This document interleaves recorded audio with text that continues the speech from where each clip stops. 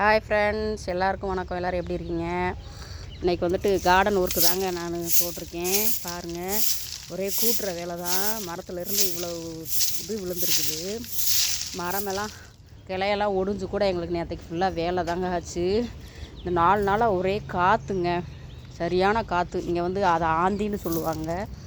Dust எல்லாம் வரும். ரோட்டில் இருக்கிற மரங்கள்லாம் உடஞ்சிச்சு, வீட்டு முன்னாடி இருக்கிற மரமெல்லாம் உடஞ்சிச்சு. அதனால் வீட்டுக்குள்ளே வந்துட்டு ரொம்ப குப்பை.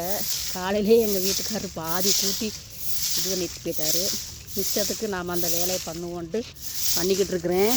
அதில் என் சின்ன பையன் தான் எனக்கு ஹெல்ப் பண்ணுறான். 6th படிக்கிறான். அவனுக்கு ஆனுவல் எக்ஸாம் நடந்துகிட்ருக்குது.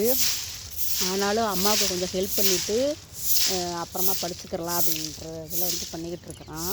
நல்லா படிப்பான் பையன். இது போல் யார் வீட்டையெல்லாம் இப்போ உள்ள ஜென்ரேஷனில் அம்மா அப்பாவுக்கு உதவியாக இருக்கிறீங்கன்னு சொல்லிவிட்டு கமெண்ட் செக்ஷனில் கமெண்ட் பண்ணுங்கள். அப்படி உதவி பண்ணது ரொம்ப சந்தோஷம். இப்போயும் பாருங்களேன், எவ்வளோ காற்று அடிக்குது தெரியுமா? சரியான காற்று. இங்கே பாருங்கள், இன்னும் அங்கங்கே ஃபுல்லாக டஸ்ட்டெல்லாம் கிடக்குது. என் பையன் தான் அள்ளி போட்டுட்ருக்குறான். இந்த பையில் தான் அள்ளி அங்கே கீழே போய் போட்டுட்ருக்குறான். இன்னொரு விஷயம் என்னான்னு கேட்டிங்கன்னா, இந்த பூ ஏற்கனவே உங்களுக்கு நான் வந்துட்டு வீடியோ பண்ணியிருப்பேன். இந்த பூ பூத்து 4 நாள் ஆகுதுங்க. 4 நாளில் இந்த காற்றுல இலை தலை எல்லாம் உடஞ்சி எல்லாம் விழுகுது. ஆனால் இந்த பூவில் இருந்துட்டு ஒரு இதழ் கூட உதிரலைங்க. எவ்வளவு ஆச்சரியம்னு பார்த்தீங்களா? இல்லைனா மலர்ந்த உடனே பூவெல்லாம் வந்து லேசான இதழ்கள்லாம் உதிர்ந்துடும் பார்த்தீங்களா? இவ்வளோ காற்றுக்கு ஒரு பூ கூட உதிரலைங்க. இங்கே கீழே பாருங்களேன். நான் அப்போ தான் நினச்சேன், இதெல்லாம் சிவனுடைய மகிமை, படைச்சவனே காப்பான் அப்படின்றது மாதிரி.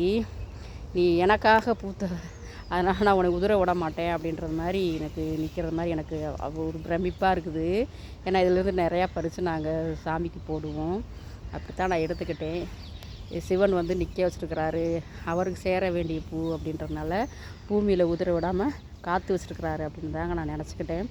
இது போல் உங்களுக்கு யாருக்கெல்லாம் அப்படி நடந்திருக்குது அப்படின்றத வீடியோவில் கமெண்ட் பண்ணுங்கள், சப்ஸ்கிரைப் பண்ணுங்கள், ஷேர் பண்ணுங்கள். Please subscribe, please friends. ஓகேங்க, அடுத்த வீடியோவில் சந்திக்கலாம். பாய்ங்க.